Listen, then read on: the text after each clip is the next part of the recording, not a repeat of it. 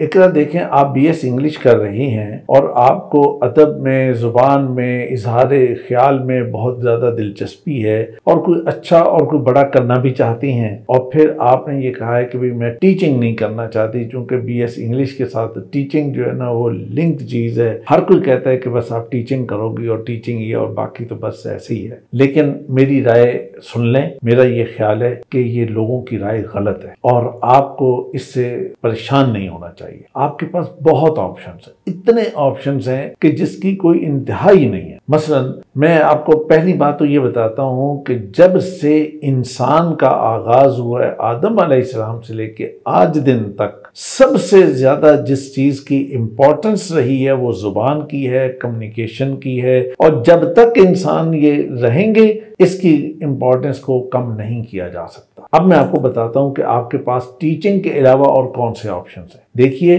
लोग कहते हैं कि बीएस इंग्लिश है, एक बस टीचिंग है, या फिर सीएसएस, और सीएसएस बाई चांस है, लक है, होगा होगा, नहीं होगा नहीं होगा। पहली बात यह है कि ये सारी बातें गलत हैं, ये सारी सोच गलत है, ये सारी सोच एक बहुत ही लिमिटेड माइंडसेट की सोच है, तो इसलिए आपको इससे निकल जाना चाहिए। दूसरी बात यह कि मैं आपको 11 बड़ी डोमेन बताता हूं, यानी बीएस इंग्लिश की बुनियाद पर अगर आप आगे अपने करियर को लेके चलना चाहें तो आपके पास टीचिंग के अलावा 11 बड़ी डोमेन है, और हर डोमेन के अंदर तकरीबन 10-12 बड़े अच्छे करियर्स मौजूद हैं जिनको आप अपना सकती हैं, बेहतरीन तरीके से आगे बढ़ सकती हैं। असल मसला ये होता है हमारे यहाँ पे ना अपने आप को पहचानने की कोशिश है, ना काउंसलिंग है, और ना ही गाइडेंस है। तो जब ये मिल जाए तो फिर सारे मसले आसान हो जाते हैं।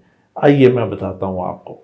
बीएस इंग्लिश करने के बाद अगर आप टीचिंग में नहीं भी जाना चाहती तो आप जर्नलिज्म या मीडिया में जा सकती हैं। दूसरी चीज़ ये है कि आप डिजिटल मीडिया में जा सकती हैं। ये दोनों बहुत अलग अलग हैं और अपनी अपनी डोमेन रखते हैं। इसके बाद अगर आपको राइटिंग में दिलचस्पी है तो राइटिंग और एडिटिंग का एक बहुत बड़ा फील्ड होता है, आप उसे अपना सकती हैं। या फिर यह है कि आप कारपोरेट कम्युनिकेशन में जा सकती हैं और वहाँ पे बहुत ज़्यादा डिमांड है आपकी। अच्छी लैंग्वेज वालों को तो हाथों हाथ ले लिया जाता है। और अगर आप इंडिपेंडेंट क्रिएटिव राइटिंग शुरू कर देती हैं तो ये इटसेल्फ इतनी बड़ी डोमेन है कि ज़रा अंदाज़ा कीजिए, ये नुमैरा अहमद, हुमैरा अहमद वगैरह जो इनके जो नॉवेल्स होते हैं वो कितनी बड़ी तादाद में निकलते हैं। तो आप अगर लैंग्वेज की स्टूडेंट हैं तो आप में क्या कमी है, आप भी ये काम कर सकती हैं।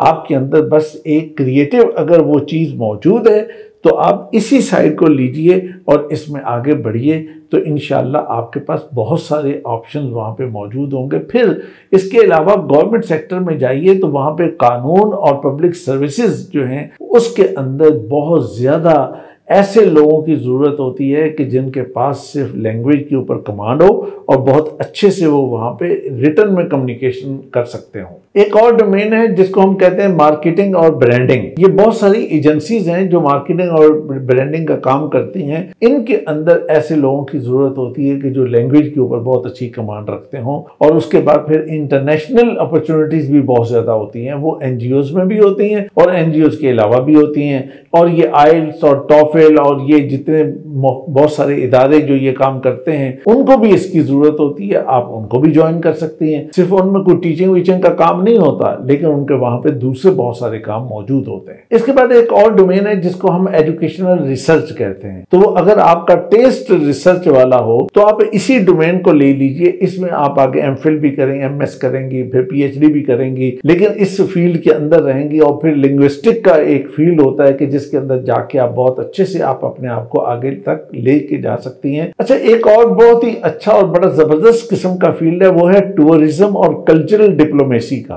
और इसमें ये होता है कि हमारे यहाँ पे टूरिज्म डिपार्टमेंट्स मौजूद हैं कि जहाँ पर आप जैसे लोगों की जरूरत होती है कि आप उस साइड पर जाएं। यहाँ पर मैं आपको और आपके साथ और बहुत सारे जो लैंग्वेज पढ़ने वाले लोग हैं उन्हें ये बात बताना चाहता हूँ कि आप सारे लोग भूल जाते हैं कि आपके पास ट्रांसलेशन और इंटरप्रिटेशन का भी एक फील्ड होता है, और ये एक ऐसा फील्ड होता है कि जिसके अंदर आप एक दिन में क्या मतलब 1.5 लाख रुपए तक कमा सकते हैं। लेकिन असल चीज ये है कि आपके अंदर वो क्वालिटी होनी चाहिए, वो एबिलिटीज होनी चाहिए, और आपको ये पता होना चाहिए कि ये काम कैसे करना है और ये काम कहाँ पे होता है। दूसरी चीज जो आपको याद रखनी चाहिए वो ये कि आपका काम सिर्फ मैं डिग्री ले लेना नहीं होता, डिग्री के साथ साथ आपको कुछ और काम भी करने हैं। मसलन कुछ शॉर्ट कोर्सेज करने हैं, कुछ अपने आप को इम्प्रूवमेंट के लिए, सेल्फ ग्रूमिंग के लिए कुछ काम करने हैं। फिर इसी तरह ये कि अपनी जुबान के जो बहुत सारे एक्सेंट के इश्यूज होते हैं, आपके